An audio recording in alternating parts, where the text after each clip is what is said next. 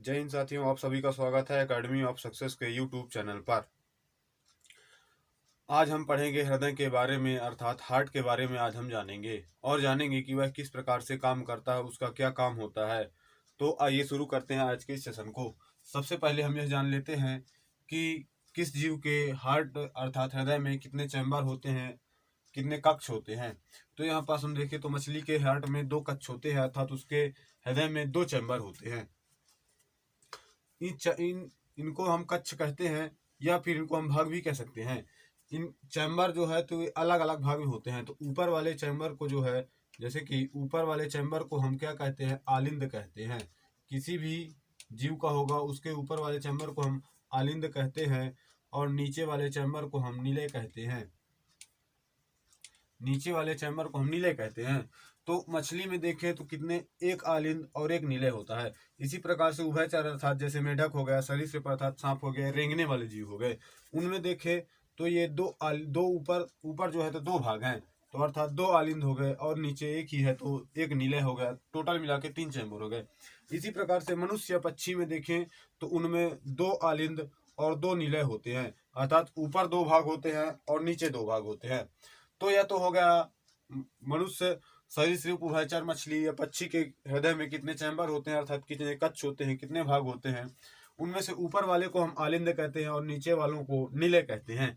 तो इस प्रकार से हम समझते हैं कि चैम्बर को हम क्या क्या कहते हैं। सबसे ज्यादा जरूरी ये होता है कि आलिंद क्या है और नीले क्या है। ज्यादातर बच्चों में कंफ्यूजन होती है कि ऊपर वाले को आलिंद कहते हैं कि नीचे वाले को आलिंद कहते हैं।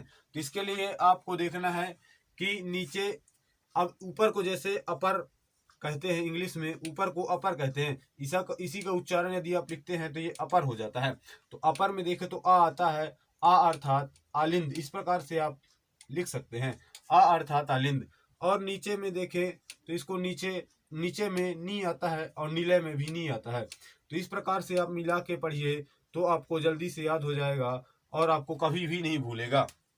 तो अपर यानी ऊपर, तो ऊपर वाले चैम्बर को आलिंद और नीचे वाले चैम्बर को नील है, जो कि नी इसमें भी है और इसमें भी है। तो इस प्रकार से ऊपर वाले को आलिंद और नीचे वाले को नीले कहते हैं। तो यह तो याद करने की ट्रिक हो गई। अब जैसे कि इसी में हम देखें तो आलिंद को हम एट्रियम कहते हैं, आलिंद को एट्रियम कहा जाता है।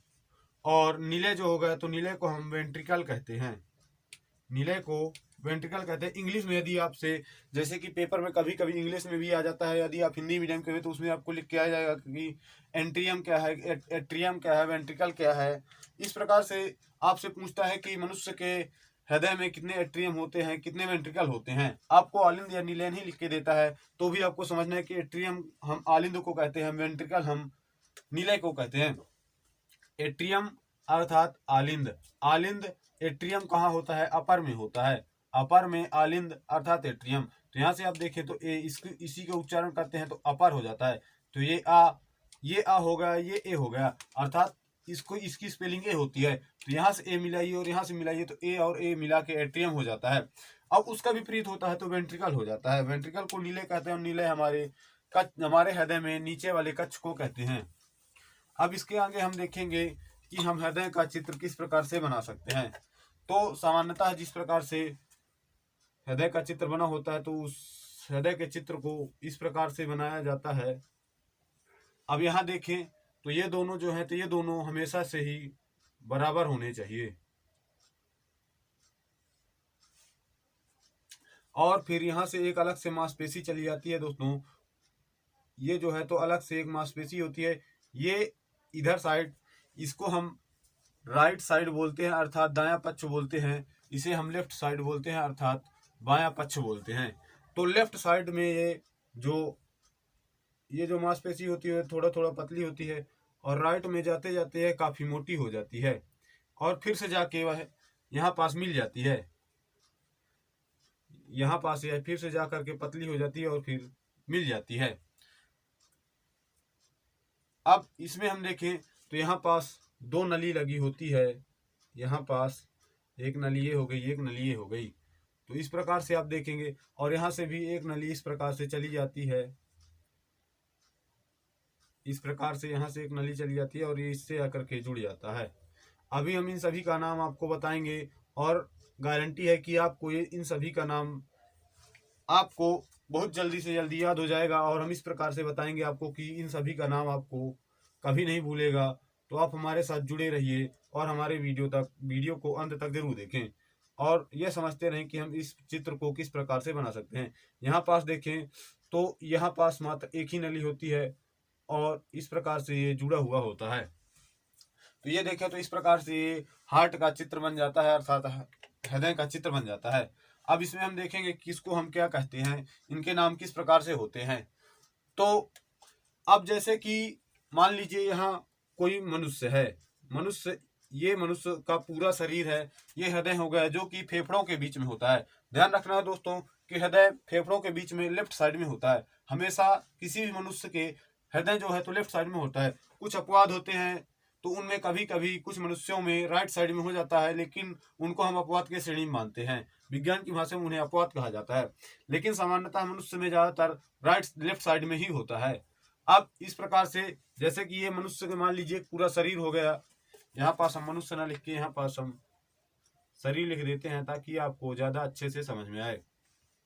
तो इसकी कार्य विधि को समझने के लिए आप हमारे साथ अंत तक जुड़े रहिए और हमारे वीडियो को लाइक कर दें, और यदि अभी तक आप सब्सक्राइब नहीं किया तो हमारे चैनल को सब्सक्राइब जरूर करें।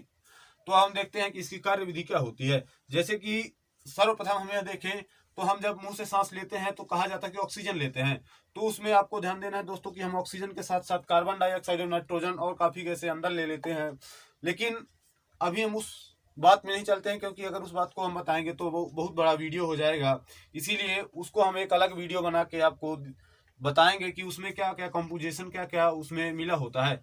तो हम मान लेते हैं कि हम जब सांस लेते हैं तो हमने ऑक्सीजन अंदर लिया, तो ऑक्सीजन यहाँ से फेफड़े से आया, तो फेफड़े से जब आता है तो ऑक्सीजन यहाँ आता है।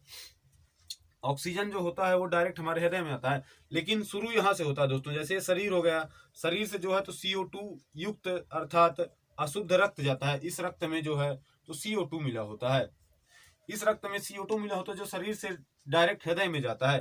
तो जो हृदय में जो यहाँ पास जाता है तो ये नली के माध्यम से अंदर जाता है। इस नली को हम वेना कावा कहते हैं। इस नली को वेना कावा कहते हैं। इसी को हिंदी में महाशिरा कहते हैं। तो ये महाशिरा से हृदय में अंदर जो है तो हमारे रक्त गया। अब यहाँ से जब ये जाएगा तो ये देखें तो ये राइट साइड है, ऊपर वाले को आलिंद कहते हैं। ध्यान देना दोस्तों, ऊपर वाले को आलिंद कहते हैं। तो रक्त तो हमारे आलिंद में गया। आलिंद के बाद ये जो लगे होते हैं इन्हें हम कपाट कहते हैं या दरवाजा कहते हैं, ये इंग्लिश में इसी को हम वाल्व कहते हैं। तो ये वाल्व जो होते हैं इसे ट्राइकस्पिड वाल्व कहते हैं। इसे हम लिख लेना है दोस्तों कि इसे हम ट्राइकस्पिड वाल्व कहते हैं। इसे ट्राइकस्पिड वाल्व कहते हैं। इस ट्राइकस्पिड वाल्व के माध्यम से फिर हमारा रक्त नीचे आता है। नीचे वाले को क्या कहते हैं, तो नीचे वाले को हम नीले कहते हैं। इस प्रकार से दाएं आलिंद के बाद दाएं नीले में आया रक्त हमारा। अब दाएं नीले के बाद इस दरवाजे से फिर से ऊपर जाएगा। ऊपर किस प्रकार से जाता है दोस्तों, नीचे से नीले जो है तो इसे पंप करता है, रक्त को पंप करता है, तो ये ऊपर की तरफ जाता है। जब यहाँ से पंप करता है तो ये दरवाजा अपने आप बंद हो जाता है और ये दरवाजा खुल जाता है। जब ये दरवाजा खुलता है तो रक्त हमारा ऊपर जाने लगता है।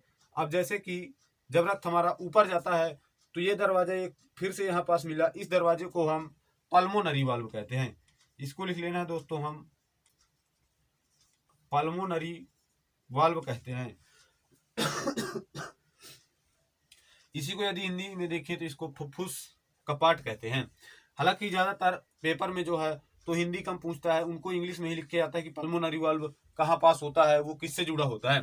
तो जैसे कि पल्मोनरी वाल्व नीले से जाते हुए जब खून जो हमारा रक्त होता है वह जब ऊपर की तरफ अर्थात फेफड़े की तरफ जाता है तो पल्मोनरी के माध्यम से वह फुफ्फुस धमनी में जाता है। इसे हम पल्मोनरी आर्टरी कहते हैं। ये जो होती है नली जो है वो पल्मोनरी आर्टरी हो गई दोस्तों। ये नली को पल्मोनरी आर्टरी कहते हैं। इसीलिए इसमें आप देखेंगे तो पल्मोनरी आर्टरी में कौन सा दरवाजा होता है, तो उसमें देखें तो पल्मोनरी वाल्व होता है।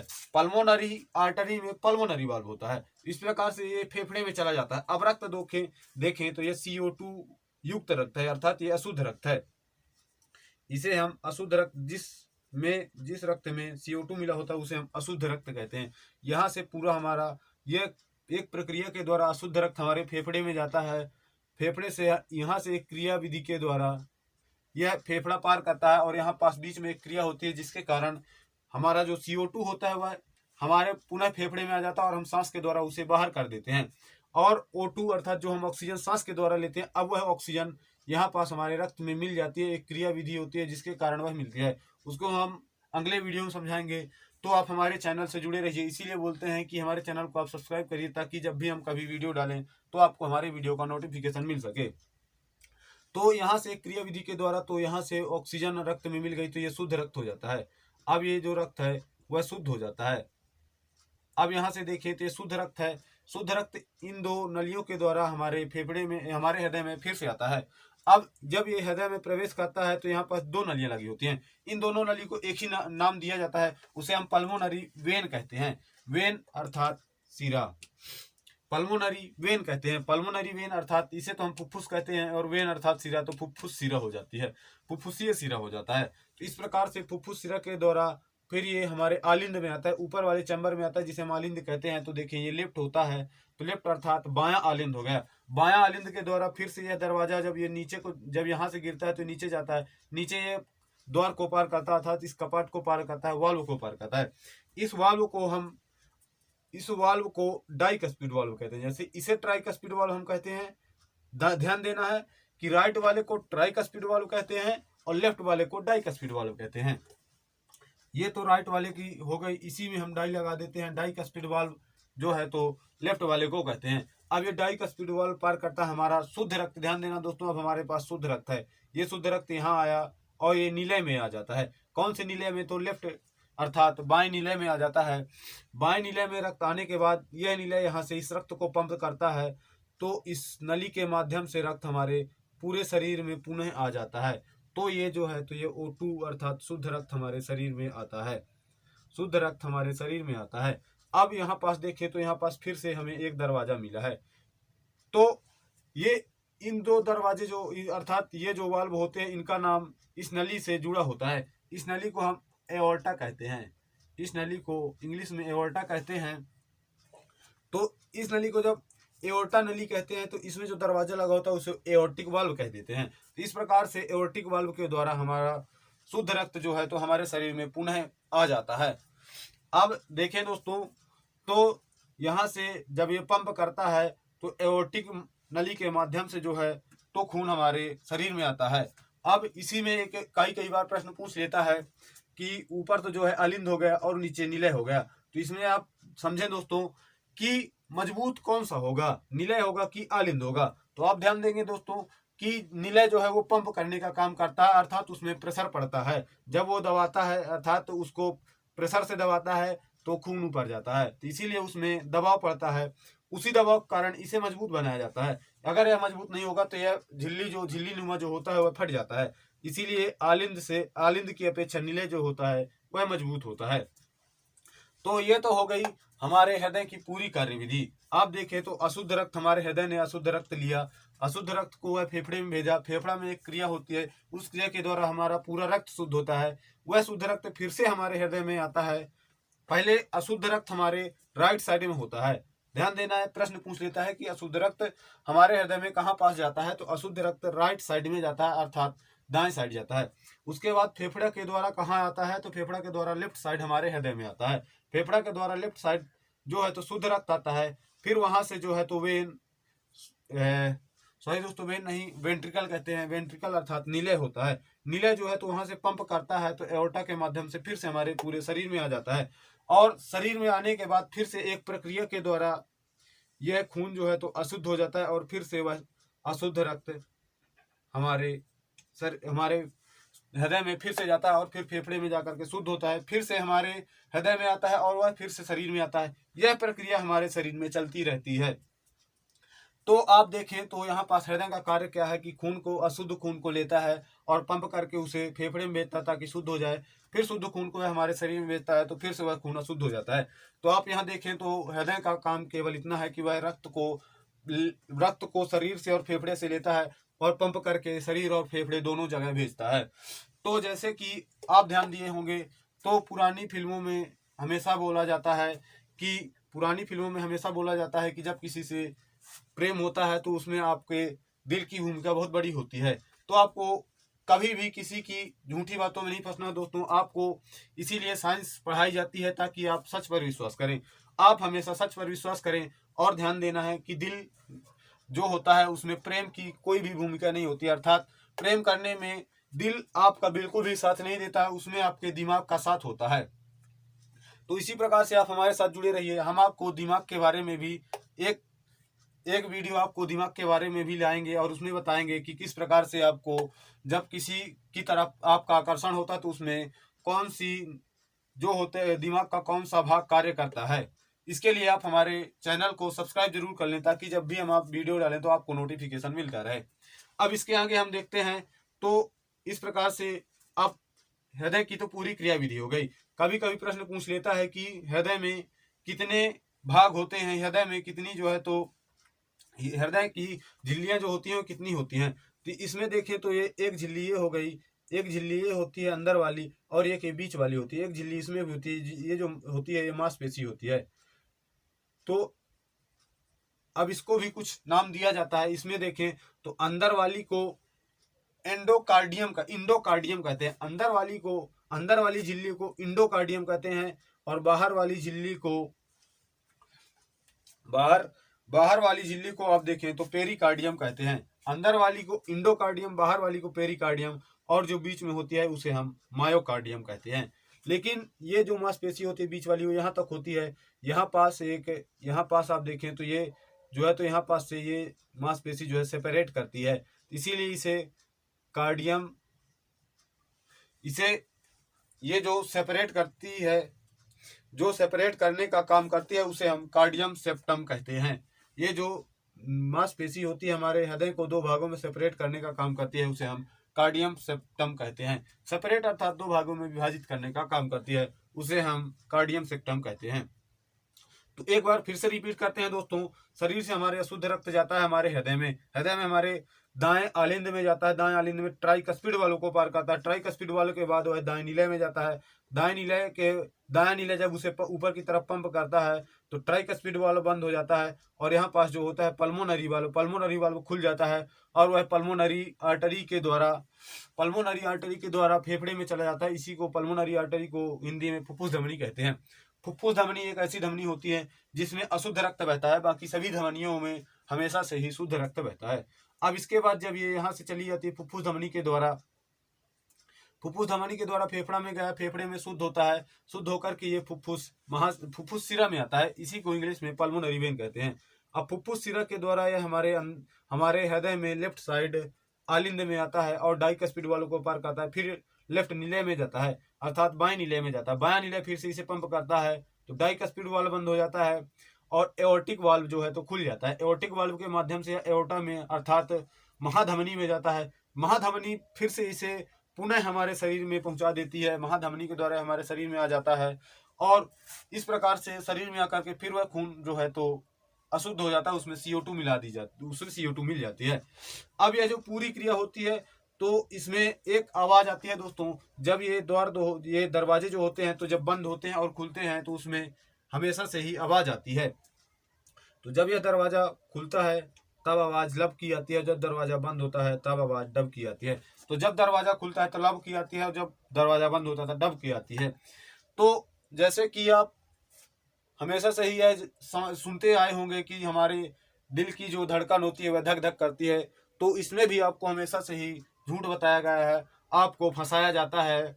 आपकी कोई फिरकी ले रहा होता है उसी में आप फंस जाते हैं। तो जब कोई आपकी फिरकी ले तो आपको उसमें नहीं फंसना है और हमेशा से ही आपको सत्य में ध्यान देना है, आपको तथ्यों पे ध्यान देना है। और ध्यान दीजिए कि यहाँ पास जो होता है दरवाजा जब खुलता है तो उसमें लब की आवाज आती है और डब की जब बंद होता है तब आती है। तो इस प्रकार से जब हमारा हृदय काम करता है तो उसमें से जो आवाज आती है वह लब और डब की आवाज आती है। अब इसमें इसको प्रेशर करने के लिए प्रेरित कौन करता है, नीले को प्रेशर करने के लिए प्रेरित कौन करता है, तो यहाँ पास एक मशीन टाइप में लगा होता है जिसे हम एसए नोड कहते हैं। वह मशीन की तरह काम करता है। एसए नोड जो है तो मशीन की तरह काम करता है, इसे हम एसए नोड कहते हैं। एसए नोड का पूरा मीन्स जो है तो साइनो एट्रियल होता है। साइनोएट्रियल SA का पूरा नाम होता है और नोड होता है। तो साइनोएट्रियल नोड यहाँ पास होता है। अब कभी कभी प्रश्न पूछ लेता है कि साइनोएट्रियल नोड कहाँ पास स्थित होता है, तो आपको हृदय में भी दायां और बायां हृदय जो है तो दे देता है। तो आपको ध्यान देना है कि दायां आलिंद में ऐसे नोड उपस्थित होता है। ऐसे नोड का कार्य यह होता है कि वह एक इलेक्ट्रिक करंट पैदा करता है, जिससे यह नीले जो होता है तो वह प्रेशर छोड़ता है और लेता है, अर्थात वह दबाव उत्पन्न पंप करता है, खून को पंप करता है तो सिकुड़ता है और फिर से फैल जाता है। तो यह किसके द्वारा होता है, तो ऐसे नोड के द्वारा होता है। कभी कभी क्या होता है कि किसी का ऐसे नोड खराब हो जाता है, ऐसे नोड काम करना बंद कर देता है, तो उसके शरीर में जो है तो फिर यहाँ पास एक मशीन लगाई जाती है जिसे हम पेसमेकर कहते हैं। ध्यान देना है दोस्तों, यहाँ ऐसे नोड की जगह क्या लगाया जाता है, तो ऐसे नोड की जगह पेसमेकर लगाया जाता है। पेसमेकर का क्या काम होता है, इलेक्ट्रिक करंट पैदा करना, इलेक्ट्रिक तरंग पैदा करता है तो फिर से नीले अपना काम करने लगता है। लेकिन ऐसे नोड जब खराब होता है, धीरे धीरे खराब होता है, तो इस प्रकार से जब धीरे धीरे मनुष्य का दिल कमजोर होने लगता है तो वह जा करके डॉक्टर को चेक कराता है, तो उसमें पता चलता है कि ऐसे नोड खराब हो चुका है।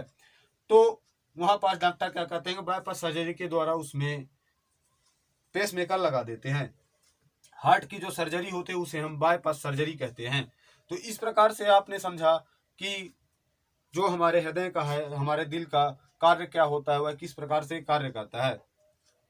तो अब आपको समझना है कि प्रेम और प्यार जब किसी से होता है तो उसमें हमारे दिल की कोई भूमिका नहीं होती है, दिल हमारा कभी भी साथ नहीं देता है। तो इसीलिए यदि आपसे कोई बोले कि हमारा दिल टूट चुका है, तो आपको उसकी बातों में बिल्कुल भी नहीं आना है, वह आपकी फिरकी ले रहा है। इसलिए दिल, क्योंकि अगर दिल टूट जाएगा तो कभी भी हम जिंदा नहीं रह सकते हैं। तो इस प्रकार से आप देखें तो दिल के कार्य, आज हमने दिल का कार्य समझा। अब अगले वीडियो में हम समझेंगे कि हमारा दिमाग किस प्रकार से काम करता है, वह किस प्रकार से वर्क करता है। इसी प्रकार से रोचक वीडियोज और जानकारी वाले वीडियो देखने के लिए हमारे चैनल को सब्सक्राइब जरूर करें, और यदि आज का वीडियो आपको पसंद आया हो तो हमारे वीडियो को लाइक जरूर कर दें।